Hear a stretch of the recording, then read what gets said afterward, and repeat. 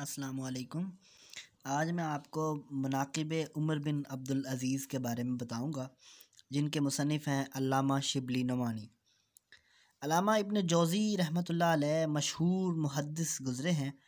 उन्होंने अपनी किताब सीरतुल अमरैन में हज़रत उमर रज़ियल्लाहु तआला अन्हा की खसूसियात बयान करने के साथ साथ हज़रत उमर बिन अब्दुल अज़ीज़ रहमतुल्लाह अलैह के इखलाक़ और अदल व इंसाफ के हवाले से बहुत कुछ लिखा है, लेकिन उनकी सल्तनत से मुताल्लिक़ हालात को बिल्कुल कलम अंदाज कर दिया है।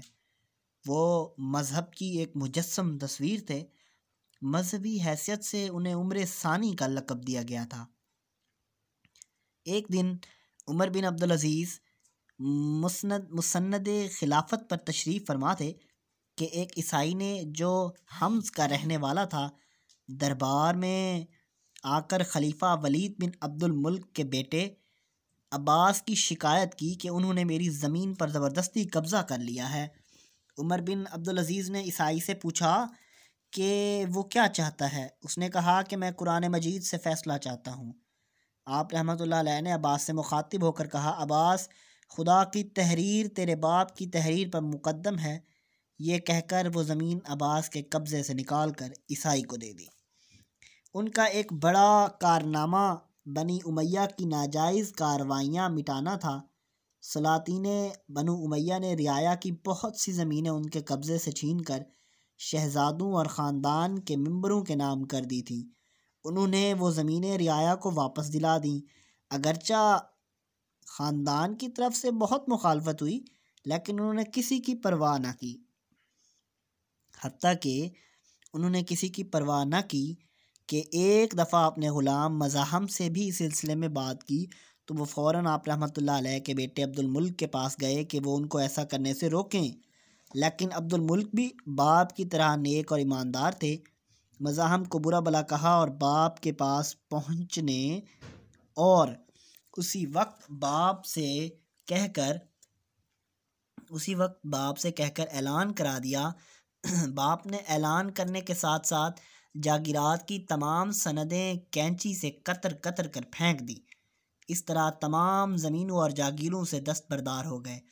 हज़रत उमर बिन अब्दुल अज़ीज़ को ख़ानदान में इब्ने सुलेमान से बहुत मोहब्बत थी। जब वो अपनी जागीर के छिन जाने की शिकायत लेकर हाजिर हुए तो पता चला कि ये ज़मीन आम मुसलमानों की है और आम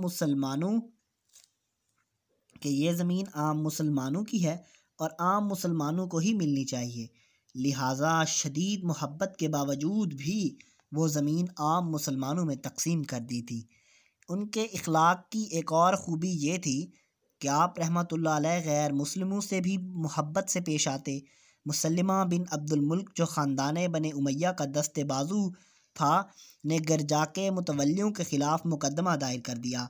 दरबार में जब मुकदमे की पैरवी में मुसल्लिमा बैठ कर गुफ्तगू कर रहा था तो उमर बिन अब्दुल अज़ीज़ ने उसे खड़ा कर दिया और यही नहीं, उस मुतनाज़ ज़मीन का फ़ैसला भी ईसाइयों के हक़ में किया।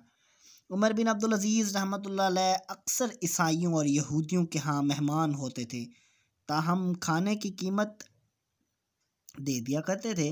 अपने मकबरे के लिए ज़मीन एक ईसाई से उसके मना करने के बावजूद 30 दिनार में ख़रीदी। मसावात और जमहूरियत का अमली मुज़ाहरा उमर बिन अब्दुल अज़ीज़ रहमतुल्लाह अलैह के दौर में भरपूर और नुमायाँ नज़र आता है। वो ख़ुद लंगर खाने से आम मुसलमानों के साथ खाना खाते और 1 दिरहम रोज़ाना भेज देते। हज़रत उमर बिन अब्दुल अज़ीज़ की वफ़ात का वक्त आया तो मुसल्लिमा बिन अब्दुल मुल्क ने वसीयत के बारे में पूछा। आप रहमतुल्लाह अलैह ने फरमाया, मेरे पास है क्या जो वसीयत करूं? मुसल्लिमा ने कहा, अभी 1 लाख दिनार भिजवाए देता हूं। उस पर आपने कहा, इससे तो ये बेहतर है कि ये रकम जिन लोगों से वसूल किया उन्हें लौटा दो। मुसल्लिमा ये सुनकर रो पड़े। अगरचा खलफाए बनी उमैया करोड़ों की दौलत छोड़कर मरे, लेकिन उमर बिन अब्दुल अज़ीज़ रहमतुल्लाह अलैह ने जब वफ़ात पाई तो कुल 17 दिनार छोड़े, जिनमें 7 दिनार तजहीज़ो तकफ़ीन में पर सर्फ हो गए और बाकी 10 वुरसा में तकसीम हो गए। ग़र्ज़ उमर बिन अब्दुल अज़ीज़ रहमतुल्लाह अलैह की खिलाफत और सल्तनत ठीक उसी असूल का नमूना थी जो इस्लाम ने कायम किया था। बहुत शुक्रिया।